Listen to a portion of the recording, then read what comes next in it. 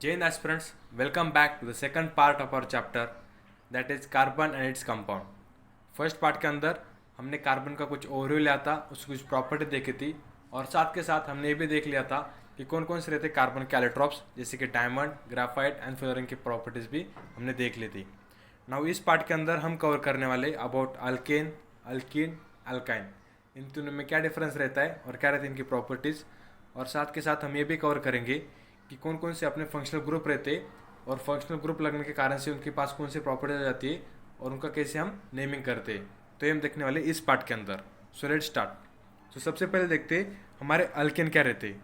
Alkane यानी basically जो भी कंपाउंड्स के अंदर अपने सिंगल बॉन्ड फॉर्म होते हैं उन्हें हम कहते हैं अल्केन, या फिर उसी सिंगल कंपाउंड या फिर वो जो कंपाउंड अपने सिंगल बॉन्ड बनाते हैं उन्हीं को हम कहते हैं सैचुरेटेड कार्बन कंपाउंड्स।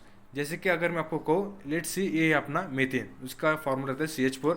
मैं आपको ये भी बताऊंगा कि कैसे अपने CH4 या फिर मैं आपको जो बोल रहा हूँ CH4 methane, ethane, ethene, ethyne, alkyl, right. तो ये जो कंपाउंड है, कंपाउंड होने का फॉर्मूला क्या है वो भी मैं आपको बताऊंगा, लेकिन पहले आप ये समझ लेते कि सिंगल बॉन्ड क्या रहती है मेनली, ठीक है। तो लेट्स से अभी अपना एक कंपाउंड है CH4 that is our methane. So जो कार्बन है, कार्बन की वैलेंसी क्या रहती है दैट इज 4, यानी कि कार्बन के आउटर मोस्ट शेल के अंदर 4 इलेक्ट्रॉन प्रेजेंट है और उसको स्टेबल होने के लिए और 4 इलेक्ट्रॉन की जरूरत है। और अपने पास हाइड्रोजन कितने 4, तो हाइड्रोजन के आउटर मोस्ट शेल में हर एक के पास एक एक इलेक्ट्रॉन प्रेजेंट रहता है और उसे भी स्टेबल होने के लिए और एक की जरूरत है, ठीक है। तो लेट्स सी एक हाइड्रोजन है, एक हाइड्रोजन, ये वाला हाइड्रोजन एंड ये वाला हाइड्रोजन, और सबके पास आउटर मोस्ट शेल के अंदर एक एक इलेक्ट्रॉन प्रेजेंट है। तो ये क्या करेंगे, शेयरिंग करेंगे, इसके साथ 2 इलेक्ट्रॉन एक बॉन्ड बनेंगे, 2 इलेक्ट्रॉन एक बॉन्ड बनेंगे और 2 इलेक्ट्रॉन एक बॉन्ड बनेंगे। अभी सब के सब स्टेबल हो गए। देखो हाइड्रोजन के पास पहले से एक था, 1 2 1 2 1 2 1 2, यानी हाइड्रोजन के सबके सब पास 2 2 एटम आ गए जिससे कोई स्टेबल हो गया है। और कार्बन जिसको आउटर मोस्ट शेल के अंदर 8 इलेक्ट्रॉन चाहिए थे उसके पास भी अभी 8 आ गए, जैसे कि 1 2 3 4 किए हुए 5 6 7 8, यानी कार्बन भी स्टेबल एंड मेथिन भी स्टेबल, यानी कार्बन भी स्टेबल और अपने हाइड्रोजन के आइटम भी स्टेबल। लेकिन के लिए इन्होंने जो बॉन्डिंग की है वो बॉन्डिंग कैसे, सिंगल बॉन्ड बनाना है, सिंगल बॉन्ड बनाया है और इसी सिंगल बॉन्ड को हम कहते उसे हम कहते हैं अल्केन, या फिर उसी को हम कहते हैं सैचुरेटेड कार्बन कंपाउंड। क्यों? क्योंकि उनके कार्बन के साथ कंपाउंडिंग की है, उसे हम कहते हैं सैचुरेटेड कार्बन कंपाउंड। और मेनली अपने जो सैचुरेटेड कार्बन कंपाउंड रहते हैं, this carbon compounds are normally not reactive, यानी कि वो रिएक्टिव नहीं रहते, क्योंकि ऑब्वियसली क्योंकि इनको अभी ब्रेक डाउन करना बहुत मुश्किल होता है, जिसकी वजह से ये किसी के साथ भी रिएक्टिव नहीं करते। लेकिन वही अगर हम बात करें डबल बॉन्ड या फिर ट्रिपल बॉन्ड के अंदर, उनके पास रहते हैं डबल बॉन्ड और ट्रिपल बॉन्ड, जिसकी वजह से इन्हें हम कन्वर्ट कर सकते हैं सिंगल बॉन्ड के अंदर, इन्हें भी हम कन्वर्ट कर सकते हैं पहले डबल बॉन्ड के अंदर, फिर डबल से फिर से सिंगल बॉन्ड के अंदर। तो ये रहते हैं रिएक्टिव इन नेचर। लेकिन अभी अल्किन क्या रहते हैं, अल्किन रहते हैं अपने अनसैचुरेटेड कार्बन कंपाउंड, और अल्काइन भी रहते हैं अपने अनसैचुरेटेड कार्बन कंपाउंड, यानी जो भी कंपाउंड के अंदर डबल बॉन्ड रहेंगे या फिर ट्रिपल बॉन्ड रहेंगे उन्हें हम कहेंगे अनसैचुरेटेड कार्बन कंपाउंड, और जिनके अंदर सिंगल बॉन्ड रहेगा उन्हें हम कहेंगे सैचुरेटेड कार्बन कंपाउंड। आपको बताता हूँ उनके फॉर्मूलेज कि कैसे हम अल्केन निकालेंगे, अल्किन और अल्काइन के फॉर्मूले मैं आपको बताता हूँ, ठीक है। तो सबसे पहले अल्किन, अल्किन का फॉर्मूला रहता है CnH2n+2। लेट्स सी पहले मैं आपको बता दूँ, ये अपने कार्बन के कंपाउंड रहते हैं, जैसे कि methane, ethane, propane, butane, pentane, hexane, heptane, octane, nonane and decane. अभी एक नेमिंग कैसे फॉर्मिंग हुए, अभी मेनली नेमिंग फॉर्मिंग हुए कार्बन के जितने कंपाउंड रहेंगे, यानी कि कार्बन के जितने एटम रहेंगे, जैसे कि लेट्स से अभी मीथेन है, मीथेन के अंदर कार्बन का सिर्फ 1 रहेगा, इथेन के अंदर 2 रहेंगे, प्रोपेन के अंदर 3 रहेंगे, बुटेन यानी कि 4 रहेंगे, पेंटेन यानी कि 5, यानी कार्बन के 5 एटम रहेंगे, हेक्स यानी 6, कार्बन के 6 एटम रहेंगे, हेप्ट यानी कि 7, ऑक्ट यानी कि 8, नो यानी कि 9 और डेक यानी कि 10, यानी कि कार्बन के जितने एटम रहेंगे उसके हिसाब से इनकी नेमिंग पड़े, जैसे कि methane, ethane, propane, butane, pentane, ऐसे करके, राइट। तो अभी हम देखते हैं अगर हमें कोई कंपाउंड दिया जाए और उस कंपाउंड के अंदर हमें पता करना है कि इस कंपाउंड के अंदर सिंगल बॉन्ड है और कौन से कंपाउंड हमारे अल्केन है या फिर कौन से कंपाउंड जो अपने रिएक्शन नहीं करेंगे, राइट। तो उनके लिए फॉर्मूला है, जो भी अपने अल्केन रहते हैं तो अल्केन के अंदर रहता है अपना सिंगल बॉन्ड, और अल्केन के फॉर्मूला रहता है ये वाला CnH2n+2, एन यानी कि जो अपने पूरे के पूरे नेचुरल नंबर, जैसे कि 1 2 3 4 अप टू द इन्फिनाइट तक, राइट। तो अगर आपको मैं कहूँ लेट्स सी अपने एन की वैल्यू हम 1 लेते, यानी कि अपने कार्बन के अंदर हम 1 लेते, जब हम कार्बन के अंदर 1 लेंगे तो क्या बनेगा C1, और H के अंदर क्या बनेगा, ये क्या है 1, तो 2 1 सा 2, 2 + 2 4, यानी हाइड्रोजन के कितने बनेंगे 4, यानी अपना कंपाउंड क्या बनेगा, कार्बन का एक एटम और हाइड्रोजन के कितने 4 एटम, इसको हम कहेंगे मीथेन। Same for ethane. अब इथेन के अंदर क्या रहेगा, कार्बन के 2 रहेंगे, यानी जब हम कार्बन के अंदर 2 एटम रखेंगे, यानी कि जब हम एन की वैल्यू 2 रखेंगे तो फिर यहाँ पे एन की वैल्यू क्या होगी, 2 × 2 4, एंड 4 + 2 6, यानी हाइड्रोजन कितने हो जाएंगे 6, और अपना कंपाउंड क्या बनेगा, कार्बन के 2 और हाइड्रोजन के 6, ये बन गया अपना इथेन।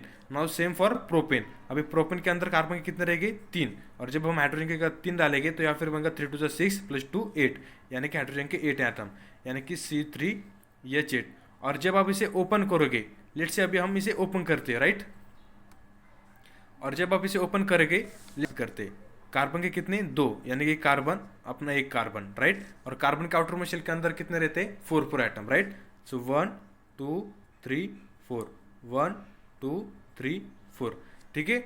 अभी अपने कार्बन कितने 2 लिए, अभी क्या करेंगे, इसके साथ शेयरिंग करेंगे, और जो अपने हाइड्रोजन है बाकी जो अपने जो आउटर मोस्ट इलेक्ट्रॉन बचे वो क्या करेंगे, हाइड्रोजन के साथ बॉन्डिंग बना लेंगे। तो यहाँ पे हाइड्रोजन, यहाँ पे हाइड्रोजन, यहाँ पर और यहाँ पर भी, और इसके पास एक है, इसके पास भी आउटर मोस्ट शेल के अंदर एक है, इसके पास भी एक है आउटर मोस्ट शेल के अंदर, सेम इसके पास भी, इसके पास भी और इसके पास भी।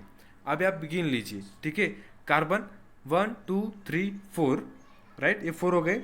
अभी देखो 5 6 7 एंड 8, कार्बन भी स्टेबल, ये वाला भी स्टेबल हो जाएगा, जैसे कि 1 2 3 4, और शेयरिंग के हुए 5 6 7 एंड 8, ये भी स्टेबल हो गया। और आप इंडिविजुअल हाइड्रोजन को भी गिन सकते, वो भी आपको स्टेबल मिलेंगे, हर एक के पास 2 मिलेंगे।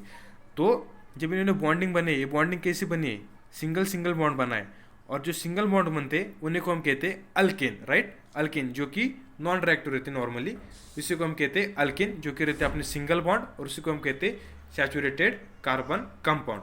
अभी हम देखते हैं अल्किन के बारे में, यानी कि ENE। देखो सिर्फ लास्ट में जो अंतर आ रहा है, यहाँ पे जो अपने अल्किन है उसके अंदर क्या है ANE, और अल्किन यानी कि डबल बॉन्ड, यानी आप सीधा नेम से ही बता सकते हो कि इस कंपाउंड के अंदर डबल बॉन्ड है या सिंगल बॉन्ड है। अगर आपको लास्ट में ANE लगता है, अगर आपको लास्ट में ANE मिलता है, तो इससे आप क्या कंक्लूड करोगे कि इस कंपाउंड के अंदर सिंगल बॉन्ड है। और जब आपको ENE मिलेगा, यानी कि अल्किन मिलेगा, अल्किन यानी कि अपने डबल बॉन्ड, और सेम वही जब आपको YNE मिलेगा लास्ट में, जैसे कि ऑक्टीन, नोनाइन, डेकाइन, तो इसका मतलब इस कंपाउंड के अंदर आपको मिलेंगे ट्रिपल बॉन्ड, ठीक है। तो ये सिर्फ आप नेम से भी पता कर सकते हो कि किस कंपाउंड के अंदर डबल बॉन्ड है, कंपाउंड के अंदर ट्रिपल बॉन्ड है, और अपना कौन सा कंपाउंड रिएक्टिव है, कौन सा कंपाउंड नॉन रिएक्टिव है, और इस सब चीज़ों के बारे में आप सिर्फ इस नाम से बता सकते हो। अभी हम देखते हैं अल्किन का फॉर्मूला क्या है, दैट इज ENE का।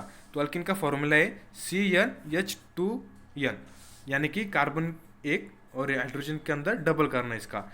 लेट्स से अभी बुटेन है, बुटेन यानी कि कार्बन के 4 एटम रहते, राइट, यानी अभी यहाँ पर इनकी वैल्यू क्या आ गई 4, अभी C4, तो हाइड्रोजन के कितने हो जाएंगे 4 × 2 = 8, यानी हाइड्रोजन के बन जाएंगे 8, तो इसे हम कहेंगे C, कार्बन के 4 और हाइड्रोजन के कितने 8। वही सेम फॉर पेंटिन। अभी पेंटिन के अंदर यानी कि 5, यानी कार्बन के कितने 5 atom.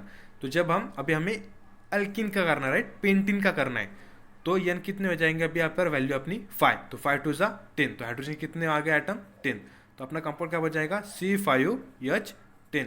Same for hexyne and heptane. ये आप मुझे बताओ कमेंट सेक्शन के अंदर कि क्या उसका कंपाउंड बनेगा।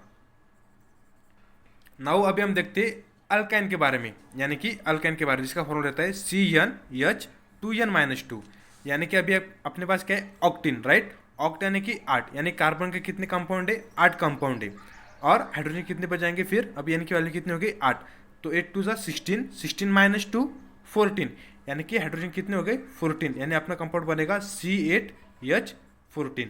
सेम फॉर नोनिन, नोनिन के अंदर अभी 9 है, तो ये कार्बन की 9 हो गए, तो फिर हाइड्रोजन कितने हो जाएंगे 9 × 2 = 18, 18 - 2 16, तो जाएंगे 16, तो C9H16। अभी सेम फॉर डिकेन का कंपाउंड कमेंट सेक्शन में आंसर दीजिए। अभी मैं आपको सिखाता हूँ कि कैसे आपको स्ट्रक्चर ड्रॉ करना है किसी भी कंपाउंड का, अगर आपको दिया जाए तो कैसे आप स्ट्रक्चर उसका ड्रॉ करोगे, right. So let's take an example of butyne. अभी ब्यूटाइन है, ब्यूटाइन से आपको क्या पता चल रहा है कि ये अल्काइन फैमिली से बिलोंग करता है। क्यों? क्योंकि उसके लास्ट में देखो YNE यानी कि वो अल्काइन फैमिली से बिलोंग करता है। और ब्यूट यानी कि आपको क्या पता लगना चाहिए कि यहाँ पर अपने कार्बन के 4 एटम, राइट। तो यहाँ पर हमने लिया कार्बन के 4 एटम और YNE, तो अल्काइन फैमिली का स्ट्रक्चर का फॉर्मूला क्या है? CnH2n-2, यानी यहाँ पर अभी n की वैल्यू हमें मिल गई 4। तो जब हम यहाँ पर 4 की वैल्यू पुट करेंगे तो हमें हाइड्रोजन के एटम मिल जाएंगे, दैट इज 4 2 8 और 8 - 2 6, यानी हाइड्रोजन की मिलेगी हमें 6। तो ये बन गया हमारा फॉर्मूला ब्यूटाइन का, दैट इज C4H6। तो अभी हमें स्ट्रक्चर कैसे ड्रॉ करना है? तो सबसे पहले आपको देखना है कार्बन के कितने एटम है? 4। तो सबसे पहले आपको ड्रॉ करना है कार्बन के 4 एटम, जैसे कि कार्बन 1 2 3 और 4, ठीक है। अभी आप मुझे बताओ, अगर अपना अल्काइन है, अल्काइन यानी कि अपने उसके अंदर हमें कंपाउंड के अंदर हमें मिलेंगे ट्रिपल बॉन्ड, और अगर ट्रिपल बॉन्ड अभी मिलने तो जब भी आपको दिखेगा कि कोई आपने कार्बन की सीरीज ड्रॉ कर ली और जब भी आपके पास ब्यूटाइन है तो जो बीच के 2 कार्बन के एटम रहेंगे सिर्फ उनके 2 के बीच में आएगा अपने ट्रिपल बॉन्ड। अभी वो कैसे आएंगे और क्यों आएंगे मैं आपको बताऊंगा स्ट्रक्चर करने के बाद। तो लेट्स सी, अभी कार्बन के आउटर मोलेक्यूल के अंदर कितने रहते हैं? 4 एटम, राइट। तो यहाँ पे 1 2 3 और लेट्स सी यहाँ पे एक 4 और इसके साथ भी यहाँ पे एक 1 2 3 4 और इसके बाद भी 1 2 3 4, ये अपना 1 2 3 4। तो सबसे पहले हम इसकी बॉन्डिंग कर लेते हैं। ये इलेक्ट्रॉन इसके साथ बॉन्डिंग कर लेगा, ये इलेक्ट्रॉन इसके साथ बॉन्डिंग कर लेगा, और जो 3 है इसके साथ, ये वाला इसके साथ और ये वाला इसके साथ, और बाकी के जो अभी 3 बाकी है वो हाइड्रोजन के साथ कर लेंगे, जैसे कि हाइड्रोजन हाइड्रोजन हाइड्रोजन के साथ कर लेंगे, हाइड्रोजन के साथ कर लेंगे, और ये वाला भी हाइड्रोजन के साथ कर लेंगे। अभी आप सबके गिन के देखो तो आपके हर एक एटम आपको स्टेबल मिलेगा। जैसे कि लेट्स सी, अभी इस कार्बन के एग्जांपल लेते हैं 1 2 3 4 5 6 7 8, ठीक है। ये भी देखो 1 2 3 4 5 6 7 8, ये भी स्टेबल। अब ये वाला देखो 1 2 3 4 5 6 7 8, होगा स्टेबल, ठीक है। ये वाला भी देखो 1 2 3 4 5 6 7 8, ये भी स्टेबल। तो ये समझ आया इसके बीच में ट्रिपल बॉन्ड क्यों है? क्योंकि अगर उसकी स्टेबल बनाना है तो हमें ऐसी बॉन्डिंग करनी पड़ेगी। यहाँ पर अगर मैं डबल बॉन्ड लगाओ तो फिर ये स्टेबल नहीं हो पाएगा, और ये रहेगा का स्ट्रक्चर, दैट इज C4H6 करके। तो आपको अंडरस्टैंड हो गया है कि कैसे आपको स्ट्रक्चर ड्रॉ करना है उसके सिर्फ नेम से ही, और कैसे आप उस नेम से ही आपको उसका फॉर्मूला बता सकते हैं या फिर कंपाउंड का स्ट्रक्चर निकाल सकते हो, राइट। नाउ भी हम देखते जो अपने अनसैचुरेटेड कार्बन कंपाउंड रहते वो मोस्टली मोर रिएक्टिव रहते। क्यों? क्योंकि उनके पास रहते डबल बॉन्ड और ट्रिपल बॉन्ड, और इस डबल ट्रिपल बॉन्ड को हम कट कर सकते हैं या फिर ब्रेक डाउन कर सकते हैं सिंगल बॉन्ड के अंदर, ट्रिपल बॉन्ड को डबल में, डबल को फिर सिंगल बॉन्ड के अंदर। That's why they are reactive than saturated compound. लेकिन जो अपने सिंगल बॉन्ड के अंदर रहते हैं, सिंगल बॉन्ड को ब्रेक करना बहुत मुश्किल रहता है क्योंकि उनके बीच में स्ट्रॉन्ग फोर्स ऑफ अट्रैक्शन रहता है, दैट्स वाई। अभी हम देखते हैं स्ट्रक्चरल आइसोमेरिज्म क्या रहते हैं। तो स्ट्रक्चरल आइसोमर मतलब identical molecular formula but different structure, they are called as structural isomerism.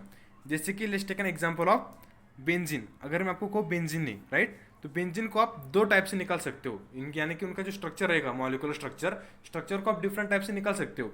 लेकिन जो मॉलिक्यूलर फॉर्मूला यानी कि जो अपने कंपाउंड का फॉर्मूला है वो सेम ही रहेगा हर स्ट्रक्चर के लिए।